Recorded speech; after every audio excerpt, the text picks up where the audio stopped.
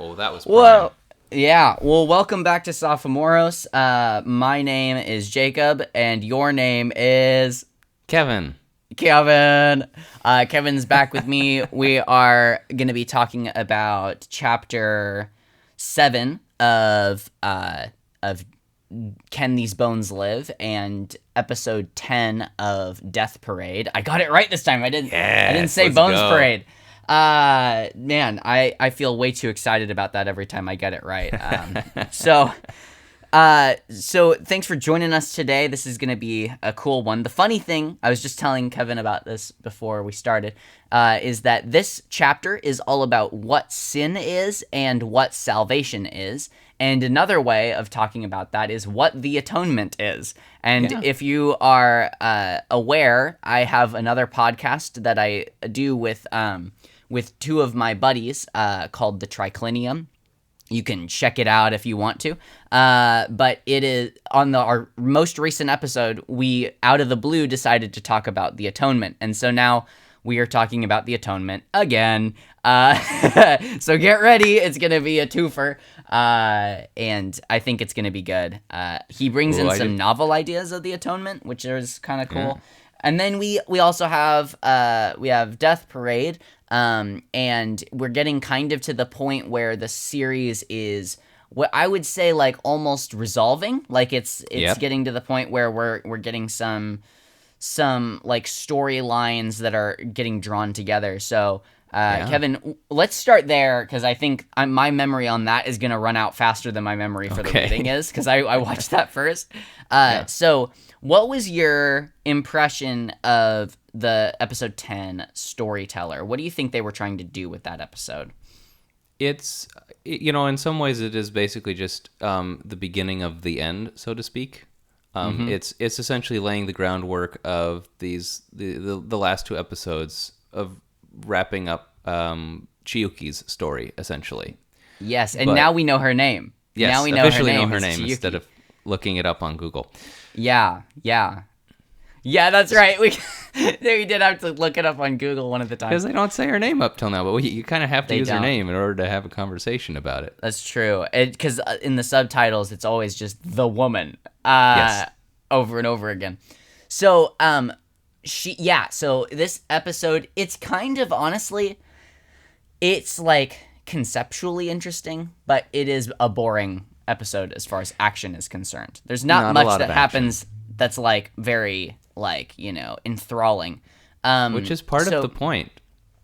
Yeah, I think so. There's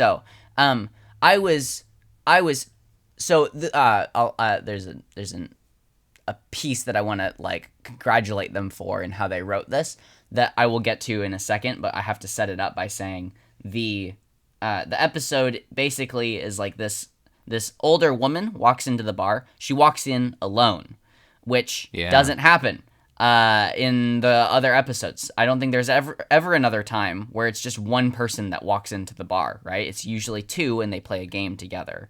Well, that happened with Chiyuki, actually. She came in alone with full memories. Yes. And it's the only other time that's happened. This woman has more memories than she's supposed to have, too. Or at least has some suspicion. So she comes in, and she's like the most polite, grandmotherly woman that you will ever experience in your life. And I am so glad they didn't torture her. Yeah, me too. That would have been really brutal. Thanks for bringing that up. That would have been horrible to watch.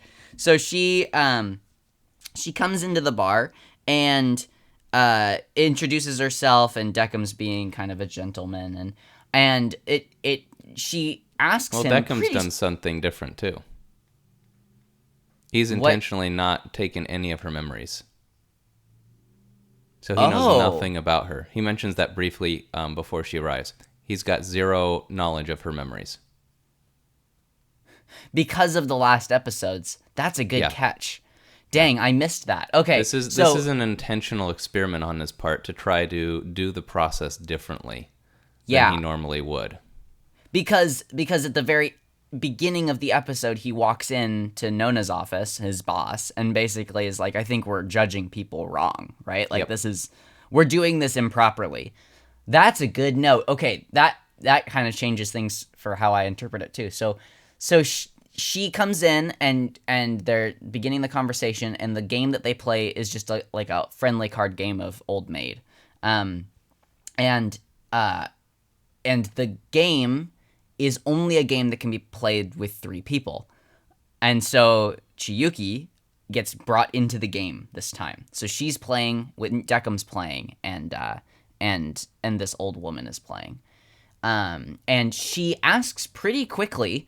I don't remember exactly where in the episode she asks, but she asks quickly enough that it shocks Deckham, is this the afterlife? Yeah. Like, and that's right. It's when they're playing the game, I think. And one of the characters on the cards is a character from her memory. Like it was from her imagination. From her imagination, yeah. She was a professional artist for children's stories. Yes. And she was working on a contract. And so she had envisioned what she was going to draw for this particular page, but she hadn't actually drawn it yet. So then she picks up this card, and it's exactly what she'd envisioned, exactly the way she would have drawn it. But since she hasn't actually made that yet, she's like, oh, I must be dead. Presumably, also, you get to a certain age where you're kind of anticipating that happening sooner than later. Yeah, probably. Like, if she was young, she might not have put 2 and 2 together as quickly, but... Yeah. What a crazy connection to make, though. Like, you're like, oh, this thing I saw in my dreams one time, I must be dead. Like, wow, that's such a jump.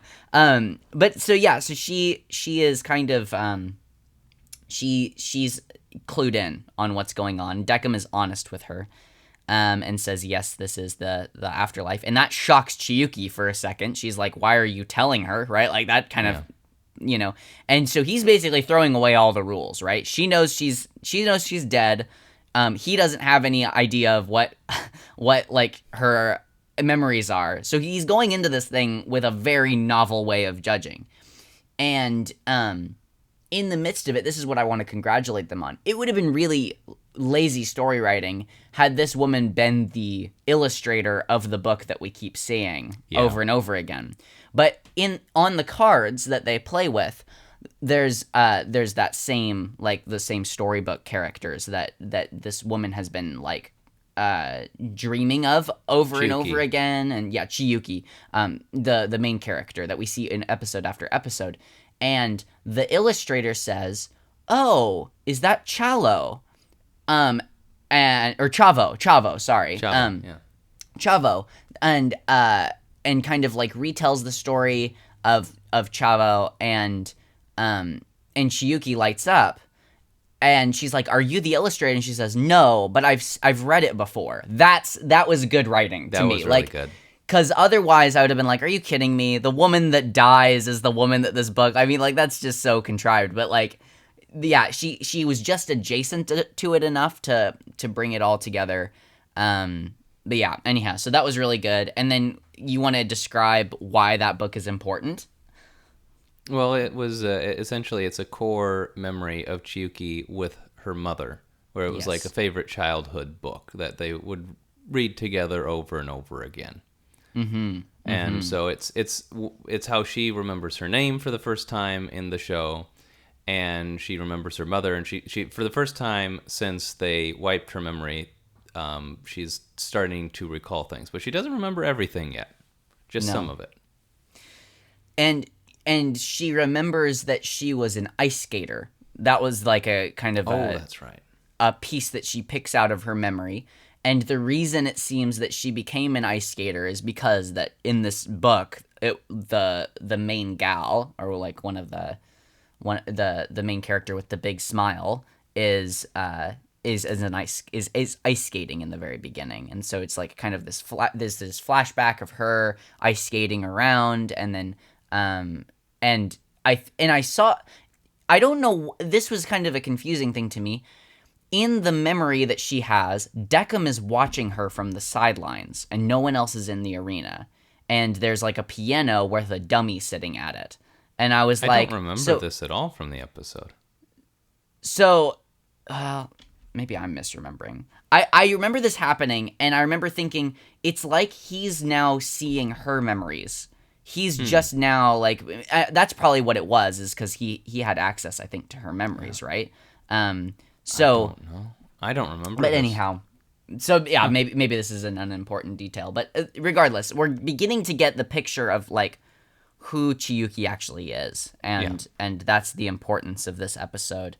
So this is kind of a cool one, and it's also the moment that we kind of get you could say the novelty of Decim, right? Decim is finally understanding his purpose, which is to be the arbiter that breaks the mold for the rest of the arbiters, or at least goes out on a limb and tries a new way, breaks out of the contrived methods of arbitrating that the rest have been given, and but because of his capacity for human emotion that we've talked about on other episodes. I'm not sure he's figured out he has human emotion yet. I don't think so either. He does come to the conclusion that this experiment that he attempted was a complete failure. Wait, when does that happen? When the door closes of the elevator for the old lady, he then says to himself, "You're right. This can never work." So he's essentially come to the conclusion that this is not functional. He didn't actually get any important information necessary because all he saw was the best parts of her. But he never saw... most people have had something bad, even if they're a sweet old lady. Yeah. He didn't get to see any of that. He doesn't know... Presumably, there's some aspects of her life that are less than perfect, but he has no clue what they are. Yeah, and when it zooms in on the face that like tells you whether they go up or down, isn't it kind of neutral? Mm-hmm. Yeah. So like there was no decision made, basically. Yeah. That's good. So that it's pretty much a wash. This episode does introduce sort of what you might consider to be like the arbiter's paradox, which is my term for the idea the show keeps coming back to, which is that you need to have human emotion in order to properly understand what the heck is going on with people. Because if you don't have human emotion, a lot of what we do just doesn't compute. And it is an important factor. It's not the only one, but it's an important one. So to make proper decisions of judging human beings, you need to have an insight into human emotion. But, and this is interesting, when it comes to the 3 rules of being an arbiter, the last one is that you cannot have human emotion, because why would a dummy have emotion? Yeah. And the reason that I think that's interesting is it's the only one that is essentially purely about the nature of the arbiter. The other ones are about the nature of judging. Yeah. You can't you have to live forever, because if you have a fear of death, then that's going to impact your judgments in a way that isn't appropriate. You're going to unfavorably weight beneficial things happening to people because you yourself also fear death. So you can't die. And I can't remember what the second one is off the top of my head. Well, it's no emotions. Live forever. Yeah, I can't remember either. Anyway, point being, the other two guys, are we're about experts judging. In this show. Yeah, complete experts.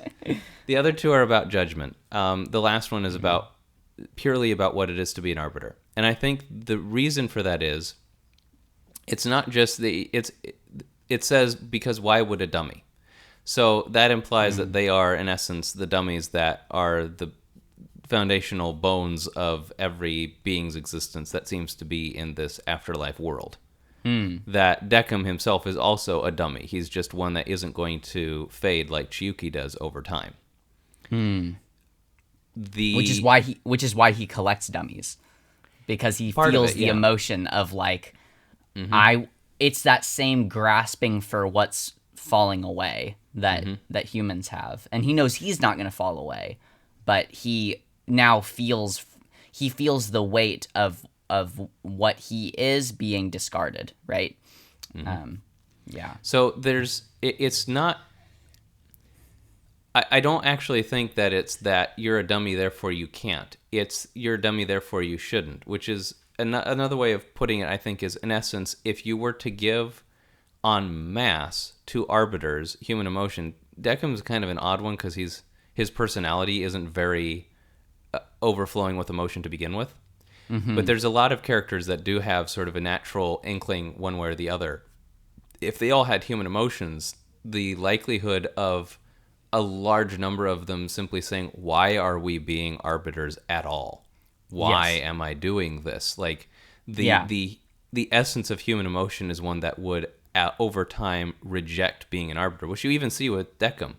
He's not saying it because he thinks it's beneath him, but because he thinks he isn't up to it. Others might say, oh, I'm superior to this. Why, these humans have emotions and they're mortal and I'm not. Why should I even give a damn about judging them?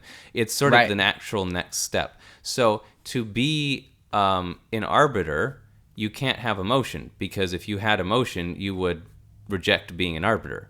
But you can't be a good arbiter unless you have human emotion. Yeah, so there's the paradox. This is the paradox that is the essence of the problem with this entire system. Yeah. Which, designed intentionally to cause us to have these questions, of course. But it's also clever that the show is willing to dive deep enough into these things where it's kind of expressly calling out the issues with this. Yes. Which I do appreciate. So what's the import in this for the way that we view God as our judge, right? When we say Christ will come back to judge the living and the dead, what can we take from this, this arbiter's dilemma you just posed? I mean, I think maybe it's that duality of human and godliness that is Christ. It's sort of an argument as to why that's important. The need to have not just human emotions, but essentially to be human. And I honestly think that there's an argument to be had that death at the end is a part of the fallen human experience as well. And Christ had to die. Yeah. And this is not a Christ had to die because of our sins, but Christ had to die in order to be a perfect judge, because could you really respect a being that had not existed and lived the human experience as a judge? Like, it's not just that God is the perfect judge, it's also that those who are judged by him agree with that. So that those who are judged to be unworthy and go to hell, yet in that moment still acknowledge this was the perfect judge. And I can't deny that the results of this judgment are accurate. Because that's fascinating, yeah. Yeah, Christ lived and died a full human life. Yeah. Simultaneously, though, he has to be God. He has to be immortal and not have that same fear of death that we do, and that same fear of punishment we do. Even though he's experienced it, he doesn't have that same fear of it. And that is also important because it ensures that he is abstracted to a certain extent from that, bias, as it were. That's the plumber. Oh, okay. I'll talk over this for a little bit. So Kevin has a garbage disposal issue that he and the plumber are going to chat about now. But one of the things that I was going to add to what Kevin just said is that not only does Jesus live the full human life and die, you could say it just like Kevin did, the whole human life, but he is also one who has experienced the unfairness of rejection. He takes on the role of the sinner, right? In his death, it's not just like he slipped on some tile and fell back and died. He goes into the depths of human rejection and abandonment and finds you could say he fills that with God's presence as well, and has that as a human experience as well. Are you back? I'm back. Okay, that was fast. Wow. I'm fast. You're fast. I just was saying that to add to the you could say the human emotion or the human experience for Jesus, he doesn't just die the death of somebody like slipping back and falling, on some tile. He dies as the one who was rejected in the most unfair way that could have like possibly, right, like a puppet court and this whole, and I think that that's important as well, because when you're like, even those who may not see Jesus as a legitimate judge in the last days can't help but say he is in solidarity with me even in what I sense to be unfair, right? Because he was unfairly rejected, right? So there's almost, I mean, like when Hebrews says that there is literally no test that he has not undertaken and can be sympathetic to us in, I think that even the crucifixion falls into that, and the rejection of that. So that's good. Yeah, it's the fun thing of the show is it and I'm not saying this is necessarily a healthy thing to completely focus on all the time, but I do think that we don't frequently talk about the need of Christ's divinity and humanity in the context of him being the perfect judge. Mm-hmm. How both of those things are necessary on the Christ as judge part of things.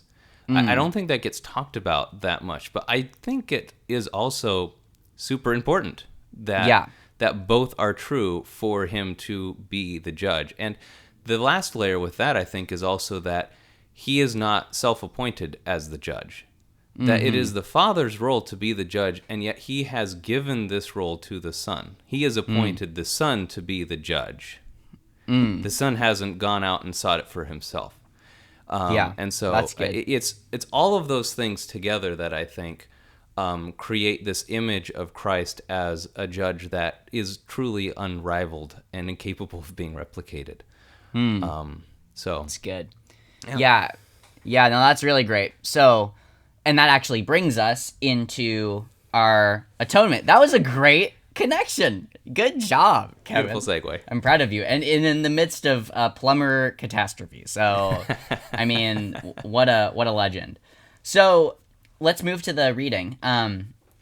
This chapter is all about sin and salvation. That's what it's actually titled, is Sin and Salvation. And what Jensen basically does in this chunk of his book is he goes through first he tries to give a good definition of what sin is and how it transmits. So he basically, it's the doctrine of sin and then the doctrine of original sin, right? So what does it mean for us to sin, and how is it that every human is sinful, right? How is it not just like a blemish on some humans? So he goes through kind of a history. And the one thing I want to bring up that he said that I thought was really interesting, that I highlighted, was when he talked about the Hebrew word tov. Did you catch that part? Maybe. This is right at the very beginning of the chapter, like the first couple pages. I just saw it and I scrolled past it. It's on page 74. And it says... We have very different page numbers. Maybe so. Here, let me... But that's okay. I will reduce find it. my Go text ahead a little bit. and do the quote, because I read it, so yeah. Okay, all right. So the quote that I have is, it's in the middle of a paragraph that starts with, even the most trivial speech has at least some moral content. And it says this, even the most trivial speech has at least some moral content. We get told at the checkout counter in the grocery store, have a good one. It's a perfectly trivial comment, but it nonetheless evokes a uniquely American and a very thin moral vision of what it would mean to have a good day, a good evening, a good hour, and so forth. And so, as I said, even the most trivial speech has at least some moral content. Now, in the creation story, God's creative speech overflows with moral content, and this is the quote that I wanted to get. The Hebrew word tov is more or less equivalent to our term for, not the number, but the preposition for, and that is the word used in the divine pronouncements of creaturely goodness. for when God says, "Let there be fish," it is immediately then said that the fish thus created are good. Or more accurately, it is immediately said that the fish are good, or are something good for, which is to say that the fish are good for something. The point is that fish serve some specific purpose of the one who calls them into existence. So that's the little paragraph that I thought was like really profound when we're talking about the nature of sin. As the nature of sin, I think, and I think this is kind of what Jensen is pushing here as well, is the rejection of our purpose. It is so it's not, I mean, it has a legal, you could say it can be legally articulated, right? But at its basis, it's actually relational and teleological. Teleological meaning having to do with something's purpose, right? Something's end. So we like the way that we kind of broke out of God's goodness, or out of God saying that we are good for, is by saying we are actually good for something else than what God has intended for us. We become the arbiters, right? We become the judges of what is good and bad for us, and what we are meant to do. And then the other thing that I thought was really interesting is the two paragraphs from there. He says, you can see from the way that I've presented it that this account of the good life is not just for Israel, but for humanity at large. Now, if we consider these commandments, we will note that the good life that God proposes to human beings is not individualistically defined. It is rather collectively or communally defined. It follows that to affirm the will of God who creates us is to live in unity with God and with one another. So where we are not living in unity with God, or in solidarity, you could say, with God and how he purposes us to be, and with one another, right, in the community that God would have for us, where we are rejecting that is where sin begins to bubble up. So what did you think of that kind of, those two axes of definition for sinfulness? I really liked especially the way he got started with this. He kind of starts to touch on it here, and then he goes deeper into it later. I do question the idea that all of this only exists in the context of people interacting with other beings. Yeah. That sin and freedom could not exist in a human that is isolated from everything. Well, I think that he would say it could, but I think that what he would say is that the communion that's broken there is between God and the person. So it's still a relational being that's being tossed aside, right? That unity is being broken with, but that that doesn't necessitate it being a human that you're in relationship that you're breaking with, right?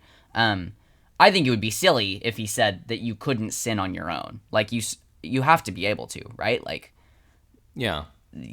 Well, I think he says that you need that freedom is within the context of, towards the end, but basically that freedom is only within the context of interaction with another person, which seems odd. Yes, that and we should talk about that because that's really fascinating. But I think that like, again, he would say that with another person is still it's, you can relate that to humans or God because both are people in the sense that they have personhood. Yes. Did that clear that part up for you or no? I don't buy it. All right. To be honest, I more think of like the context of if you were to talk to this to, like a mountain man or whatever. Mm-hmm. A lot of them would say that the freedom is they find the most freedom in the absence of people, not in the presence of them. And I think there's probably a lot of modern people that would also say that because a lot of what Jensen tries to do, which I really appreciate about this, is he's trying to make it something that is approachable by a non-believer. Mm-hmm. And so if the requirement of this sort of way of thinking is the belief of an ever-present being to enable the existence of something like freedom or non-freedom, Yeah. then that approachability is defeated, because a lot of people are just not going to buy that. It's Yeah. not that I personally don't necessarily think that works. It's more that I don't think that it's an argument that would work to a non-believer very effectively. That's fair. So, okay, this is important then. So, the thinkers that he starts to kind of engage with near the end, right? He starts talking about Luther and Balthasar in the end, Hans Urs von Balthasar. And both of them I would see as being within a camp that would say that freedom, and it might not be Luther proper, it might just be some of his readers that went this direction, so I could be wrong on this. I haven't read enough Luther to know. But I know that there's a tradition of reading freedom differently, having a different definition for freedom that he's probably trying to import here. So freedom, you could almost say there's two forms of understanding freedom, and the one that you just talked about with the mountain man is the American Western conception of freedom, which is freedom from infringement, right? Freedom from people encroaching on my choice, right? And the more Eastern conception, as I see it, or even just the conception that these thinkers that he's trying to engage with, like Luther and von Balthasar, are trying to maybe move things towards. I know Barth deals with this. Bonhoeffer speaks about this quite often. Is freedom for, so the freedom to be able to do something, or the freedom.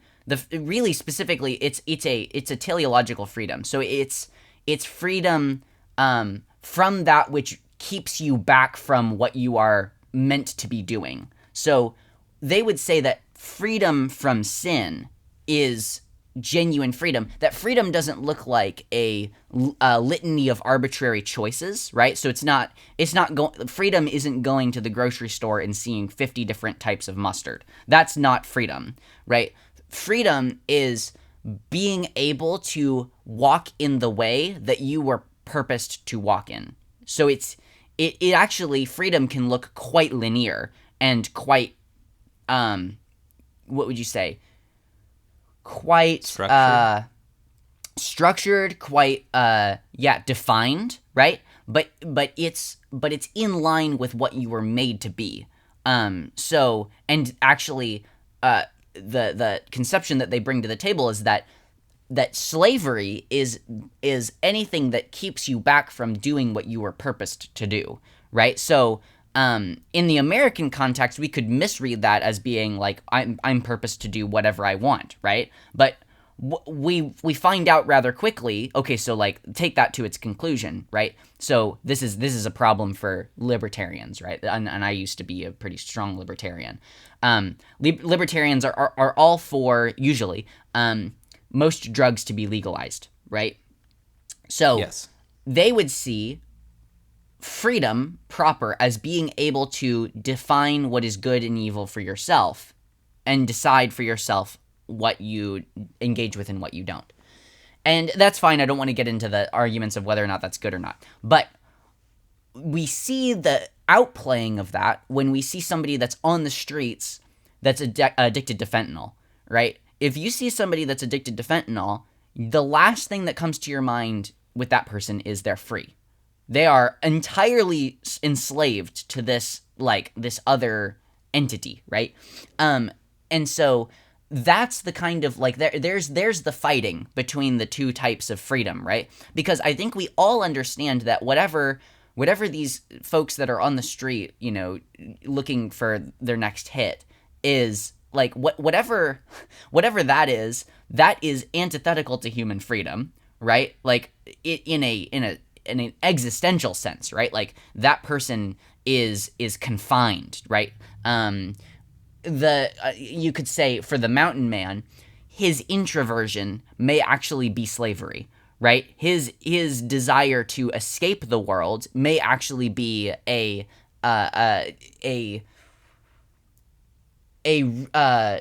impinging on his existential purpose, which is to be in community with others, right? And to love and be loved, right? And that the fact that he says that going up on the mountain is freedom is actually it's a sign of unhealth, right? This is actually a lot of modern Christians. It would be their critique of the monastics is, yeah, you look like you are, you are free from all worldly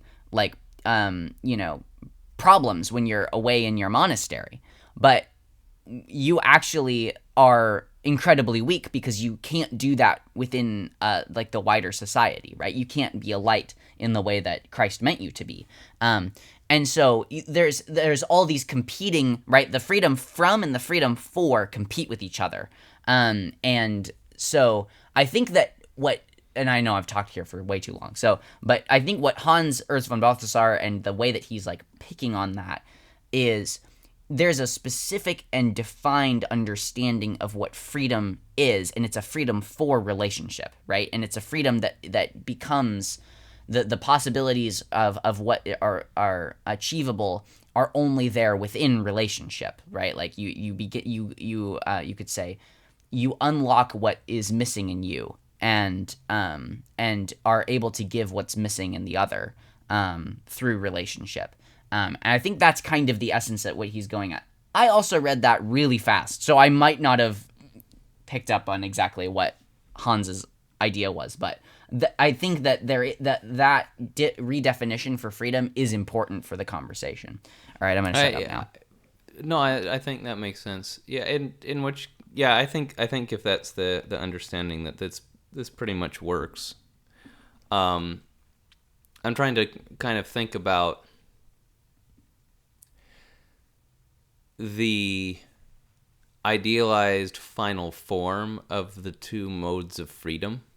Mm-hmm. Mm-hmm. So the idealized, beyond impossible version of the American model for freedom is true infinite choice at any given moment, an infinite amount of infinite choice. Mm-hmm. And I think maybe as you said, the Eastern understanding of freedom, perhaps it's acknowledging the reality, which is that if you're given infinite choice infinitely, even if you had the ability for that, it actually wouldn't be enjoyable. Yeah. That, and I suppose you could say possibly that if you had the capacity to enjoy that level of infinality, that would essentially make you God. Mm-hmm. In which case you could say the American form of freedom is essentially just a way of saying that I want to be God. I don't want God to be God. I want to be God. Yeah. But God in only in a classified way, because at least for Christians, we believe God shows himself to us in a very specific form, right? And doesn't, right, like the way that God reveals himself isn't as the God, the omni God, right, that has all the different powers and choices and and knowledge. It's as this wandering Jew who has some cryptic sayings, but in the end is willing to lay down his life for people, right? Like that's the way that God is, reveals himself to be God is as Jesus. And I think that reinforces, this is I think why he's highlighting this at the end, is that freedom has something to do with love, right? If freedom is divorced from love, then it does just become the 50 different types of mustard. If you know the right type of mustard, right, or if you're aware of what's best for you, then you don't need all the options, right? And I think that what God is trying to do in humanity and kind of trying to restore in humanity is the ability to love him and to love our neighbor as we were intended to, right? The restoration of communion and community.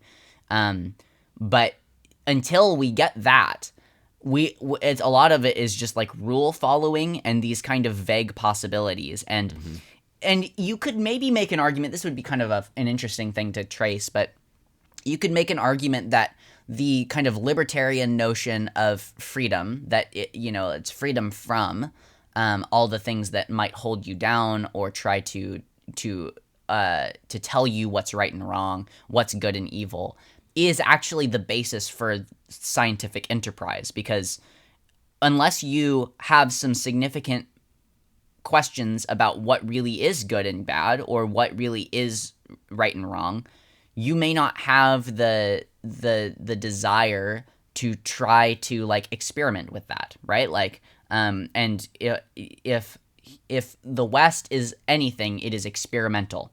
I would say that like innovation is absolutely at the cutting edge, and I think just now the general populace is getting to the understanding. They're beginning to understand that random innovation is actually not sustainable or healthy for us, right? So we get these like AI is a great example of this, right? Like, we can probably make AI. Should we? I think almost everybody at this point has some level of anxiety over AI. It may be a very small amount of anxiety at just the possibility of it going awry. It may be an absolute and totalizing anxiety. But they have some anxiety because it's it's an experiment, it's an innovation, right? That may or may not actually push us towards human flourishing. And it's based on some, you could say, hypotheses about human flourishing, right? Being able to know a bunch of stuff, get things done quicker. But man, do we really, like, is that what we want? Like, I think a lot of people are like, I'm not sure that this is a good idea, right? Phones is another great example. Like, we're just now becoming aware of how unhealthy it is for us to always be on our phones. It seemed like it was going to be like the thing that would end all problems for us, right? Or at least a significant amount of connectivity issues. And it has in a lot of ways. But there are trade-offs, right? And so I think that, like, you could say maybe that push for innovation is a Western thing because there was a vacuum of our own purpose.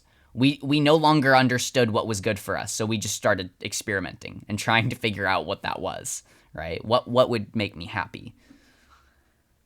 Oh, I mean, that's a reoccurring theme within my own thinking of that. I tend to think that we're the authors of our own destruction. Mm-hmm. And so for America, in my mind, that is the things like certain freedoms that we hold dear are actually what are destroying us. Yes. Yes. I think the pursuit of happiness is one of the key pieces of our long-term destruction. Yes. Because happiness is inherently fleeting. Yeah. We should have pursued joy, but we decided to pursue happiness. And we have become extremely efficient at achieving happiness. But because happiness never lasts, we've also become extremely frustrated with it. So we keep coming up with better and more clever ways of gaining and maintaining happiness. But it is impossible to achieve continuous happiness. Yeah. And every person that realizes they don't have that is very confused, because we live in a land where we have said that this is something that is... This is our prime value. An inalienable right. Yeah. Yeah, exactly. That we should be able to pursue happiness. And I think we think, if it's an inalienable right for us to pursue happiness, then at some point we should actually be able to, like, grasp hold and attain it. And we've done that too. And then we found that it just moved on further down. And we just keep chasing it forever. Yeah. Yeah. So I wonder, here's a question for you then. Mm-hmm. In light of that, do you think that, like, I've often heard the definitions of happiness and joy as being happiness is like almost dependent on your circumstances, and joy is kind of this deeper resolve to be positive or something, or in Christian circles it's the presence of God, or your assurity in God. Could it be that joy is the willingness to surrender ourselves to someone else and giving consent for them to love us. Like, think about the times where joy comes out, right? When you're in a circle of friends, when you're at a family get-together, right? When you're overwhelmed in a church service. These are moments where you're almost surrendering your right to control your own happiness, your own destiny, and you allow someone else to contribute into your well-being, right? Like, and not in almost always, it's joy sneaks up on you, right? Which means you aren't using someone else as a mechanism, because then again, it's all in your hands again. It's like a genuine surrender to whatever may happen, which is why I think certain people, when they are joyous, or like when they're in like deep mourning and like or in deep suffering, can still have joy, because there's a consent to be loved by someone else or something outside of them. Does that resonate with you? Yeah, that makes complete sense. Yeah. So, and that kind of goes to reinforce the relational aspect of freedom. That we can't really be free. That freedom loses its value, maybe is a better way of saying it, when it's practiced away from or outside of or over and against relationship, right? Like, I don't know about you, whenever I'm rehearsing to myself what my rights are, it's usually like at the expense of some relationship, right? It's I have a right to be treated differently than this, or I have a right to push back on them about this. I have a right to take them to court, right? And that is not a sign of healthy friendships and good community, right? Like, that's usually something has broken down, right? And that's where we talk about our freedoms and our rights is within that context. And so that's why almost all talk about freedoms and rights in human dialogue is not a happy it's not a happy discourse. It's usually like, give me back or I have rights, I have freedoms. Declaration of Independence. Yes, exactly. Asserting our inalienable rights, i.e., we want to end our relationship with you, England. Yes. And how, and that just begun the tenor of most of American life and discourse when it came to freedoms forever, right? What it meant to be free was it meant getting your own on your own and being able to build up from the ground up. And I think there's an element to this which we might bring into conversation, which is that because of that understanding of freedom, like, you still have to have community, right? Like, because it's still freedom from England, right? Like, there's still another person involved, but we built our ethics out of the social contract because of that, right? Like, so it's this kind of we both nod at each other as we go and do our own thing kind of relationship. And it's not intimate and it's not caring. It's protective, and it anticipates violence and violation. That's like our whole being is just, and I happen to think that that's actually pretty apropos given the like, if you're going to protect yourself as a human, the Western understanding of rights is really helpful, like, because humans are crappy, right? And they will tend to end up doing selfish things and hurting you, right? But the human understanding of freedom is only good if the highest good for you is being able to maintain your material amassments in the midst of human selfishness. If that's the best thing you have, is like being able to prosper in the midst of selfish people, then great. But that's, I mean, like, I don't think that that's the scriptural narrative at all, is like, how to get yours and stay away from the haters, right? Like, so. Although that does sound like a very successful book if it were to be written. Yeah, absolutely. Absolutely. Right next to Rich Dad, Poor Dad, or whatever it is. All the other books on, making yourself great. So yeah, that was good. So, I asked this to my buddies, and I thought this might be a good question for you. We talked about this on the Triclinium. You have kind of these like major theories of the atonement, major theories of like how God saves us in Jesus, and so you have like the penal substitutionary atonement, which is like God takes our place as the criminal and bears our the wages of sin, right, which is death, and takes our place there. You have ransom theory, which is God had to almost pay pay wages to the devil because the devil owned us, and he's like transferring us as being captives from the. It's like he's paying a ransom for us, right, from death and evil. You have Christus Victor, which he brought up in this one, which is like God's desire in being crucified was to conquer death, right? To put an end to death's reign by basically stomping on death and killing it from the inside, right? And then you have like a moral theory, right? Which is like he's there to teach us what it means to be good and loving, and by his example we are redeemed, right? Which of those, like, there's other ones, but like those are the four major ones that I hear most often. Which of those do you feel like you come to the most readily in your mind when you're thinking about Jesus's sacrifice? Like, which is the one that characterizes for you the biggest impression?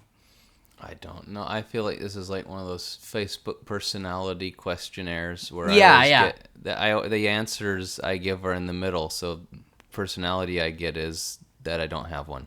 Oh no. You're just a good thinker. I don't heavily favor any of them. I think the reality is it's probably kind of yes for all of them. Yes. The hardest one I think for a lot of people to square, because all except for the payment one, I think can coexist in the mind of a person simultaneously, and as simultaneous reasons for, but the payment one feels almost the opposite of that. Yeah. I'll address that one just because I think he actually says that in this chapter. Yeah, I think it works, though. I think it can be a simultaneous for this, in the context of this, which is when David conquered Jerusalem. That was David, wasn't it? I think so. Yeah. He conquers Jerusalem, and, thanks to God, he beats the snot out of them, and he's in charge now. Yeah. But you've got a bunch of people that are still in the city. That were there, that are essentially the conquered people, and they got to leave now because this is going to be the capital for the Israelites. So the non-Israelites are not going to be able to stay. But what David does, which is interesting, is he pays them. He could just have them march out. They did lose. Like, that's how every leader / civilization has ever functioned, is we defeated you and took over your city, now leave. And you're lucky that we don't kill you. But David, he pays them for the value of the city and then has them leave. So I kind of look at it in that same way, where in Christ there's no obligation for him to pay. Yet, when you said payment, I thought you were talking about penal substitutionary, but you're talking about ransom theory. Yeah, ransom theory. Sorry. Got it. Yeah. Okay. Sorry, ransom we were on theory. Different tracks. But okay. But this is really interesting. Keep talking. Yeah. I like this a lot. For ransom theory, I think I don't think that it's a ransom that has to be paid, but I think he pays it. anyway. It's not a ransom necessarily. The devil has been defeated. Death has been defeated. And Christ is the victor, and yet the payment, as it were, whatever that may be, is still given to the devil, not because he had a right to it, but because, God's a class act, and that's how he does things. That is okay. I love that. So it's almost like you could almost say it's a show of power to be able to both conquer something and then pay it off as well, right? Like it's like, not only am I going to whoop you, I'm going to then show you the extravagance of my abilities by paying you. And generosity and goodness, right? It's the exact, like, the devil would never do anything like that because it's all about him. But for God, he is this being of immense, he does have terrifying anger, but he also has immense love and immense generosity. And he's not doing it because he loves the devil, but because he loves us. And so you almost get the sense, and I would rather say, I think, like, as far as like scriptural passages, I think it's more likely that it's paying a ransom to sin, capital S, than like a figure, right? Exactly, like the devil.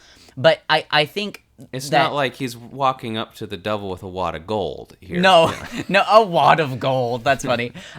No, but I think that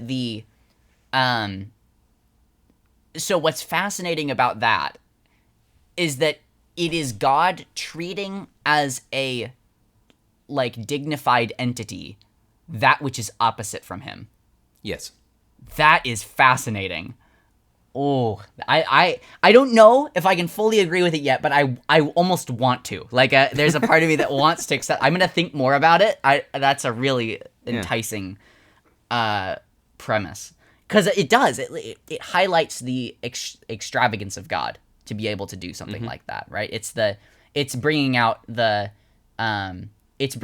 fine wine after everybody's drunk, right? It's that kind of, right? Like, I didn't need to do it, but I'm going to do it anyways kind of extravagance. The nobility in the truest and most beautiful and purest form of that word. It's the nobility of God.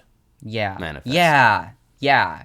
He's a gentleman. He's not the type that has the bad guy hanging off a cliff and stomps on his fingers, right? He's the type that lifts him up, right? Exactly. Yep.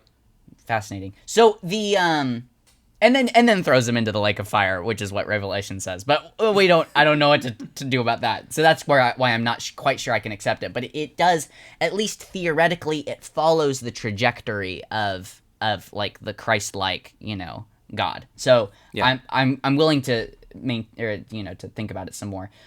One thing that I wanted to bring up is I actually feel like, so when you said moral exemplar theory, the penal substitutionary theory, and Christus Victor can kind of coexist, but then ransom almost feels like it's this weird outlier. My sense now, the more that I study, is that penal substitutionary atonement is the outlier. It's the weird one. Because and here's why. Because everything else is a conquering of something that's outside of God, right? And penal substitutionary atonement, at least as it's popularly understood, is a conquering of something even within God. It is Christ trouncing on the wrath of God, or taking it on, right? So that it is no longer an enemy of us, right? Which I think is problematic. So this is where we got into our conversation, and this, for those of you who listen to the triclinium thing, this might feel like a repeat, this last little bit where we talk, because I think we went here pretty heavily on the last episode. But I'm interested in all this, so I'm gonna bring it up. What I like to say instead, so there's a couple of problems I have with the traditional understanding of penal substitutionary atonement. I still think I can hold to it to a degree.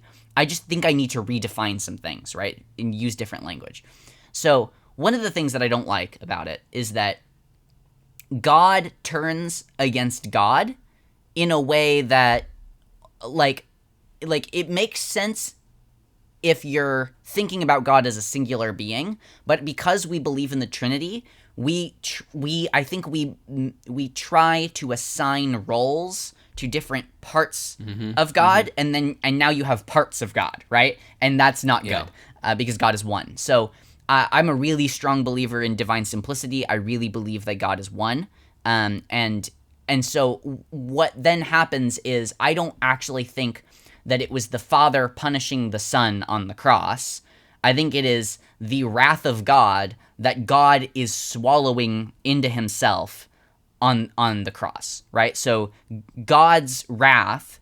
So, okay, here's a good example of this, and I use this in my in the triclinium. I think this is a spectacular example to kind of give an analogy. So when I was younger, I was living with my dad and my stepmom. My stepmom had this window in her house that was like an antique that she and my dad had bought on their first date together. So it was like this kind of like sentimental relic for them of like, their first times dating.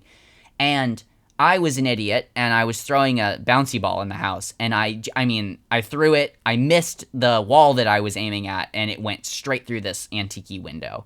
And my first thought was, well, it's just a window. It probably isn't that big of a deal. Well, I come to find out that this is like a sentimental little relic, right? And my stepmom is the type that's like, she loves that kind of sentimental and like having, these things, the keepsakes and all that. And so I had done something grievous here and had no idea. But my stepmom came home, she saw what had happened, and she had to process it for a little while. And I left the house. I went on a walk. I came back, and she forgave me. There was no like big talk. There was no like, you have to pay for it or you have to replace it or anything like that. What she had done was took the entire debt of the entire deficit, everything that had been lost, and she took it onto herself. I've lost this thing, and no one else is going to have to pay for it, right?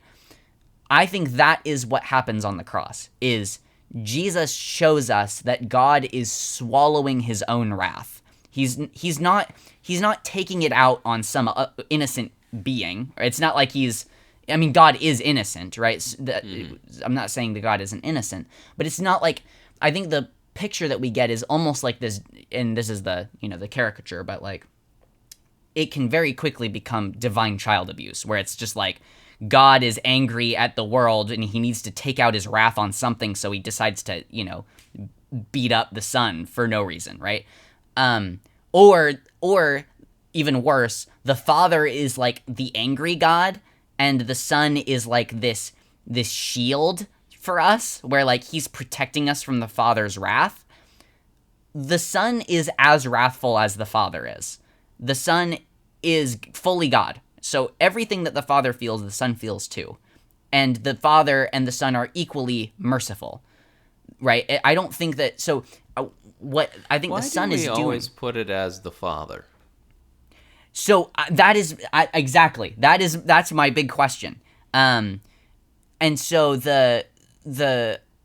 I think it's a misreading of some of the passages, like, my God, why have you forsaken me? He doesn't say, my Father, why have you forsaken me? Yeah. He says, my God. But we read into that, well, Jesus' God is his Father, so it has to be the Father, and the Father hates us, right? And I think... Well, and the Holy Spirit, though, too.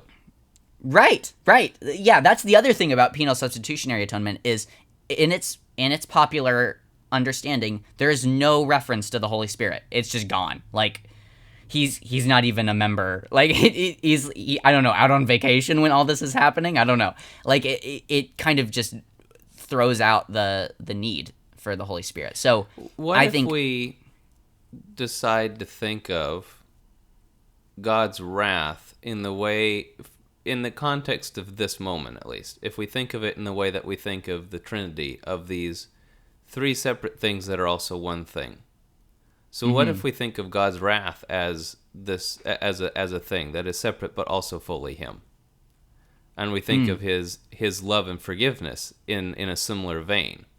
Mm-hmm. And in this moment, in essence, it is just the wrath that is in contact with the rest. And But I so think it's this feeling of forsaken. I don't know. I'm this is spitballing good. here. No, that's great. So I want to say I think you're right. The only thing I would say is that at the cross, it's not just the wrath that's present, because there you see the mercy, because it's God taking it unto himself, right? It's not some separate being, right? So I would say you're absolutely right that it is these separate, you could say, elements or affections of God, these different emotions of God, all manifesting in one place, right? And you can read it from all those different angles, which is why the cross is so infinitely fascinating, because it is all of these all combined, right? It pulls all these elements in 'Cause something that is one. the one thing I don't think is that the cross is theater, right? And so that's the risk of removing the sort of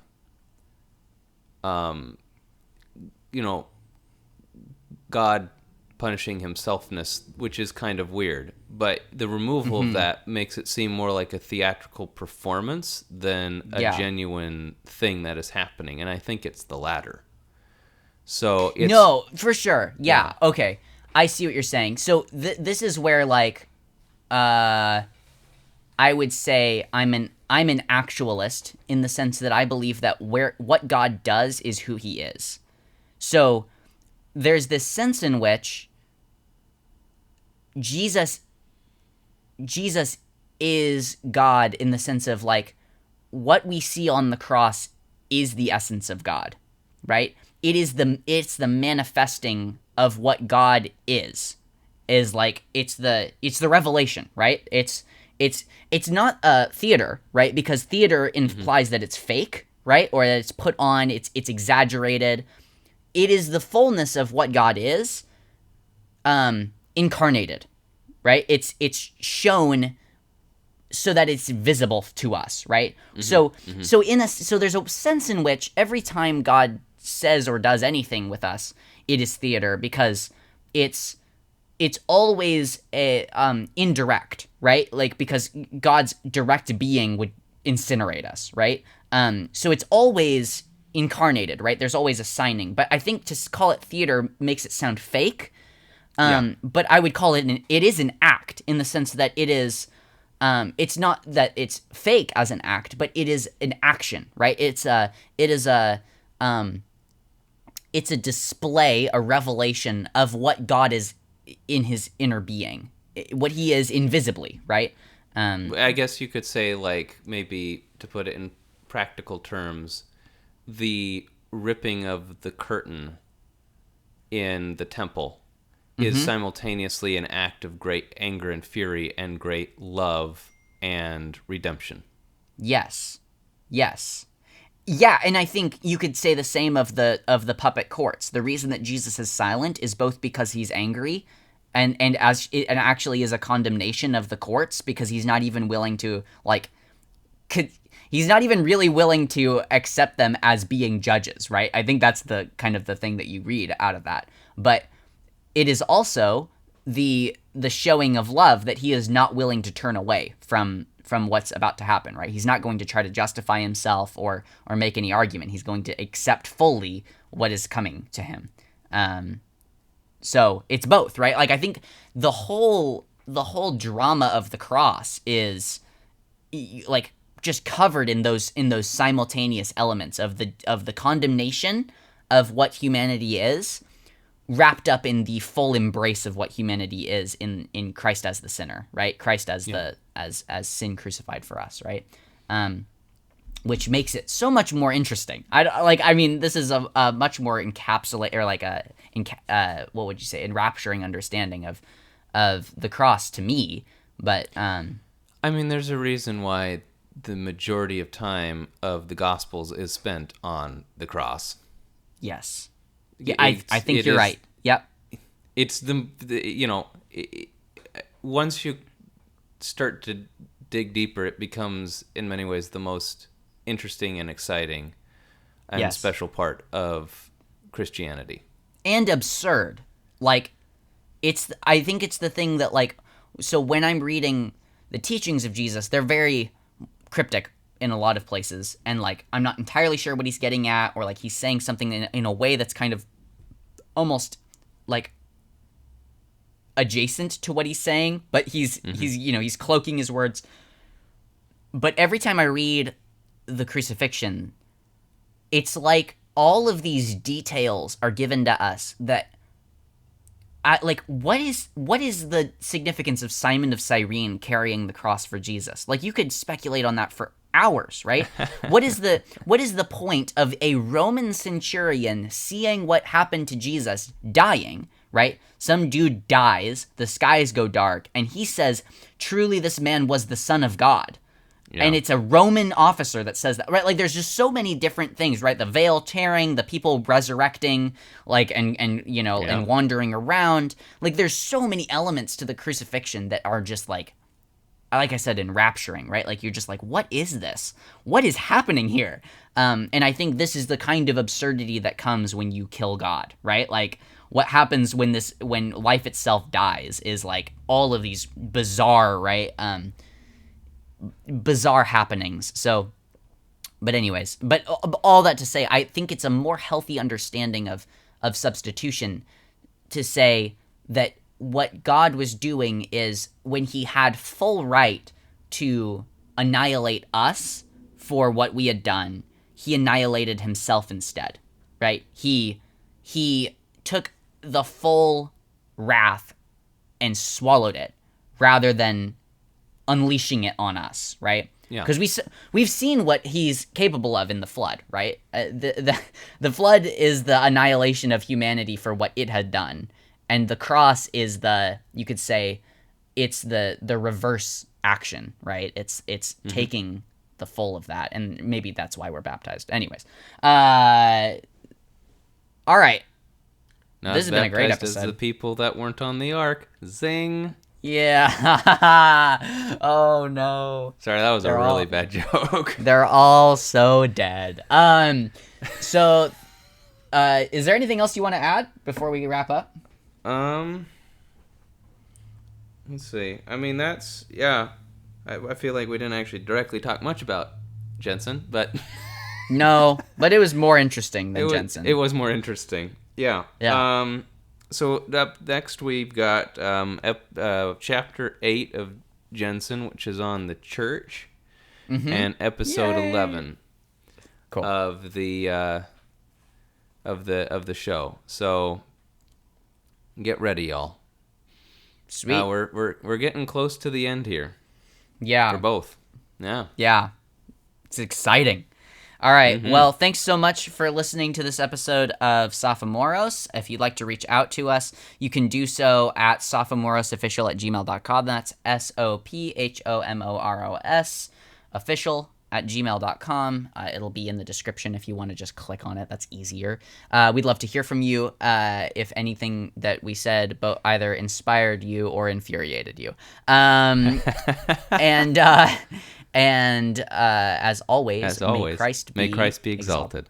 Oh, you did it at the... All right, it's going to sound like a mess when it's... All right, goodbye.